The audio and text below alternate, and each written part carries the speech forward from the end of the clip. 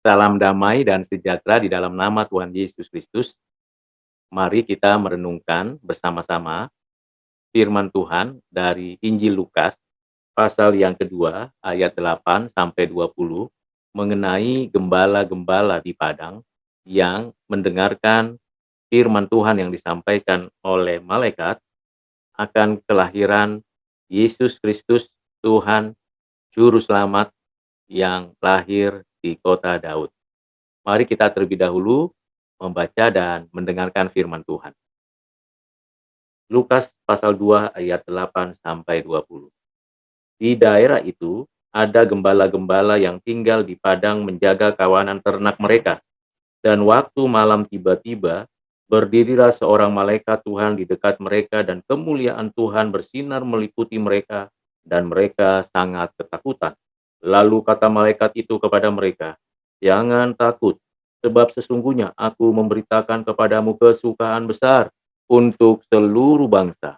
Hari ini telah lahir bagimu juru selamat, yaitu Kristus, Tuhan di kota Daud. Dan inilah tandanya bagimu, kamu akan menjumpai seorang bayi dibungkus dengan lampin dan terbaring di dalam palungan."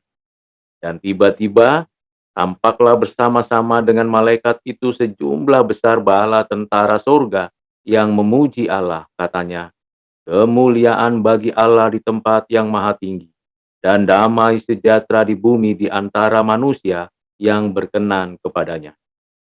Setelah malaikat-malaikat itu meninggalkan mereka dan kembali ke sorga, gembala-gembala itu berkata seorang kepada yang lain, "Marilah kita pergi ke Betlehem untuk melihat apa yang terjadi di sana, seperti yang diberitahukan Tuhan kepada kita." Lalu mereka cepat-cepat berangkat dan menjumpai Maria dan Yusuf dan bayi itu yang sedang berbaring di dalam palungan. Dan ketika mereka melihatnya, mereka memberitakan apa yang telah dikatakan kepada mereka tentang anak itu. Dan semua orang yang mendengarnya heran tentang apa yang dikatakan gembala-gembala itu kepada mereka. Tetapi Maria menyimpan segala perkara itu di dalam hatinya dan merenungkannya. Maka kembalilah gembala-gembala itu sambil memuji dan memuliakan Allah. Karena segala sesuatu yang mereka dengar dan mereka lihat, semuanya sesuai dengan apa yang telah dikatakan kepada mereka. Demikianlah firman Tuhan yang kita baca dan dengarkan. Yang berbahagia ialah kita yang menyimpan firman ini, mengertinya dan melakukannya dalam keseharian kita. Amin. Bapak, Ibu, dan Saudara yang kekasih di dalam Kristus. Kita bersyukur karena ada kisah ini dengan terang benderang dituliskan oleh Lukas, diinspirasikan oleh Roh Kudus, yang ditujukan kitab Injil ini untuk Theophilus dan orang-orang Kristen pada zamannya, serta pada zaman sekarang dan orang-orang Kristen yang akan datang. Bapak, Ibu, Saudara yang kasih dalam Kristus, di dalam keadaan yang sederhana, tidak dianggap sebagai orang yang penting, dan dinilai tidak memiliki martabat sosial yang baik, orang-orang yang biasa dipinggirkan atau posisinya marginal, bahkan yang tidak dianggap sebagai bagian dari sebuah komunitas masyarakat yang beradab, ternyata Tuhan melalui malaikat-malaikatnya yang diutus menyatakan rencana dan kehendaknya dan menunjukkan bahwa pada hari itu anak Allah yang inkarnasi, Yesus, Juru Selamat, Kristus dan Tuhan yang hadir dan lahir. Mereka mendengarkan berita yang datangnya dari Tuhan, sekalipun disampaikan oleh malaikat. Karena dengan yakin seperti yang dituliskan di dalam ayat yang ke-15, bagian yang terakhir, dikatakan seperti yang diberitahukan Tuhan kepada kita. Tuhan sendiri melalui malaikatnya memberitahu, menyampaikan bahwa ada yang baru lahir. Dan yang baru lahir di Betlehem itu dalam keluarga Yusuf dan Maria, ia adalah Juru Selamat, Kristus, Tuhan. 3 nama yang dilekatkan pada diri Yesus. Nama bukan hanya berbicara tentang panggilan, tapi juga jabatan dan posisi.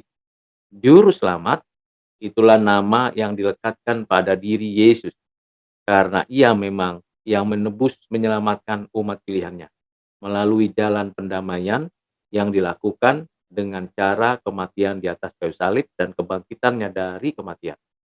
Juru selamat, karena memang kita butuh keselamatan sebab kita berada dalam murka Allah dan tidak memiliki harapan apapun kecuali juru selamat datang. Bagian kedua ialah mengenai Kristus yang berarti yang diurapi. Para gembala mendengar pengertian ini sungguh takjub karena nama melekat pada diri Yesus ini adalah nama jabatan yang sesungguhnya dilekatkan pada nabi, raja, dan imam. Tetapi ini dilekatkan pada satu pribadi yang masih baik, namanya Yesus. Kristus menunjukkan bahwa Yesus ini adalah nabi di atas segala nabi, raja di atas segala raja, imam di atas segala imam. Berdasarkan pengertian seperti itu, betapa bahagianya para gembala ini mendengarkannya. Karena memang banyak orang menanti-nantikan Sang Mesias, Kristus, yang hadir, mengunjungi, membawa damai sejahtera, dan memulihkan segala sesuatu. Kristus itu menjadi sentral dari seluruh pemberitaan Injil. Dan tentunya kita sebagai murid-murid Kristus juga menempatkan diri submit total kepada Kristus. Bagian yang ketiga dituliskan mengenai nama Tuhan, Kurios, My Lord, yang membebaskan dan memberi kelepasan, bahkan pemulihan dan pembaharuan. Itu yang dinyatakan berkaitan dengan Tuhan. Kepemilikannya kita itu di dalam tangan Tuhan. Baik masa depan di bumi maupun masa depan di bumi yang baru. Tiga nama ini melekat untuk menjadi refleksi dari keimanan kita dan kita mengenal kebenaran itu sungguh memerdekakan.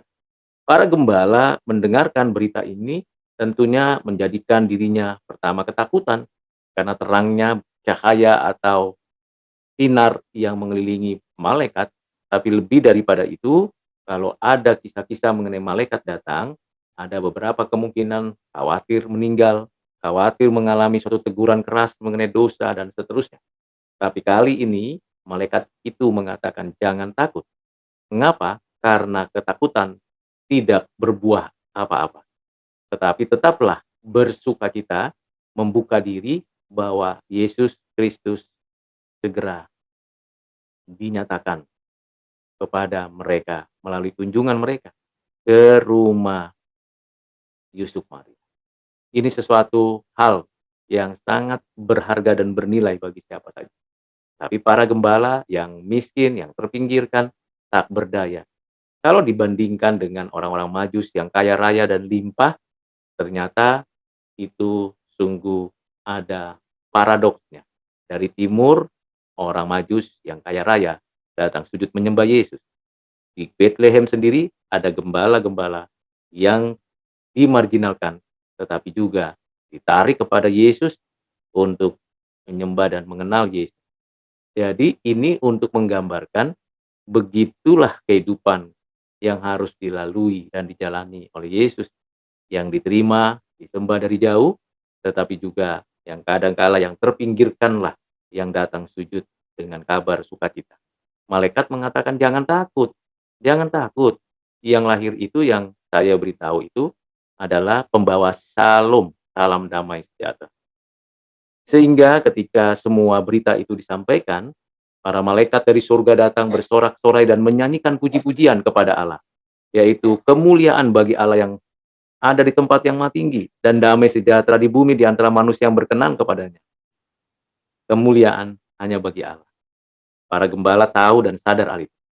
Kalaupun mereka mendapatkan privilege, kehormatan, mengunjungi Yesus yang baru dilahirkan. Namun bukan berarti mereka merebut kemuliaan Allah. Mereka bersyukur dan meninggikan, mengagungkan Kristus. Kemuliaan bagi Allah saja. Ini penting, ini perlu untuk kita renungkan. Tetapi apa yang kita peroleh kalau kita meninggikan nama Yesus, mengagungkan Allah yang mengutus Yesus? menyatakan keagungan dan kebesaran. Yang kita terima ialah damai sejahtera.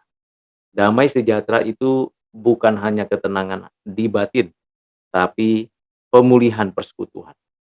Saya dengan diri, saya dengan sesama, saya dengan alam, dan terutama dan yang utama, saya dengan Allah.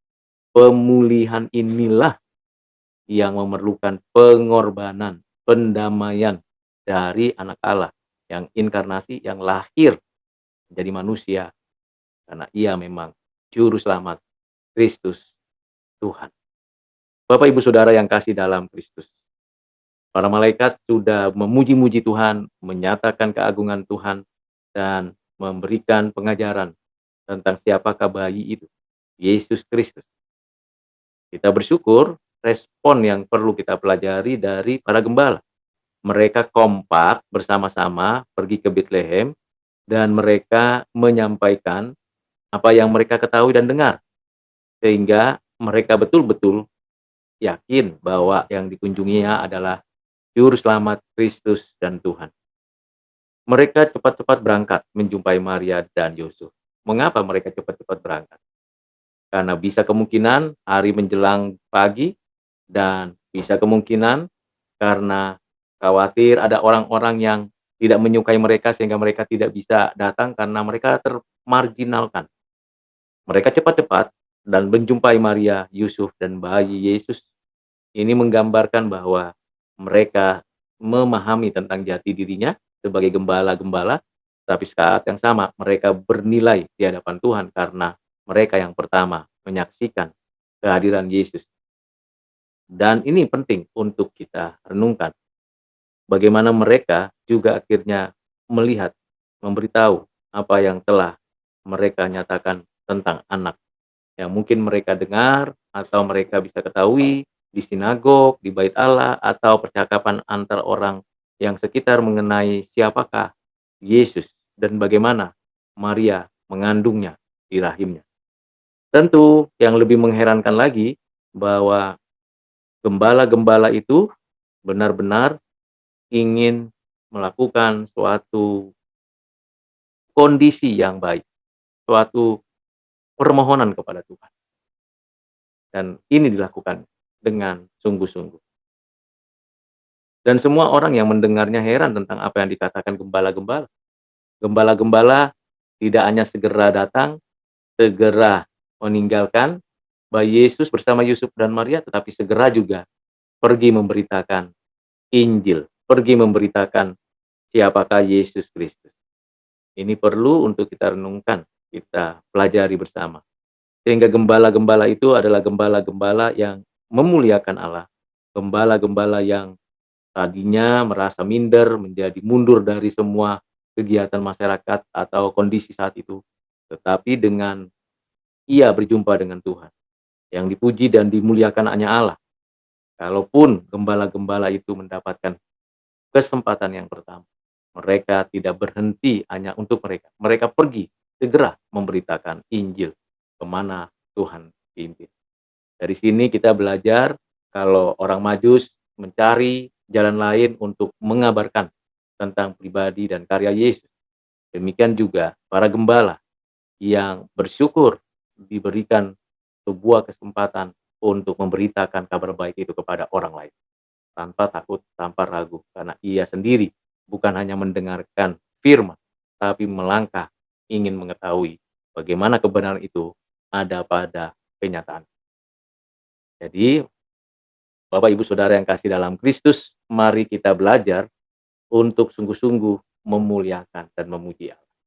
Maria menyimpan rahasia itu sampai pada waktu ia menceritakan rahasia mengenai gembala-gembala yang datang dan yang memuji-muji Yesus. Sekarang kita tidak perlu lagi berrahasia. Semua sudah terbuka, sudah tertulis, sudah diberitakan kepada dunia bahwa Yesus Kristus sudah hadir dalam sejarah dan segera akan datang kembali. Di sini kita bersyukur untuk kebaikan Tuhan. Karena masa ini adalah masa penantian Tuhan datang kembali. Dalam segala kemuliaan dan keagungan. Kiranya Bapak Ibu Saudara dapat kembali membaca mempelajari kebenaran firman Tuhan yang baru saja kita sama-sama dengarkan, dan kiranya Tuhan menolong kita menjadi pelaku firman. Tuhan Yesus memberkati saudara sekalian. Amin.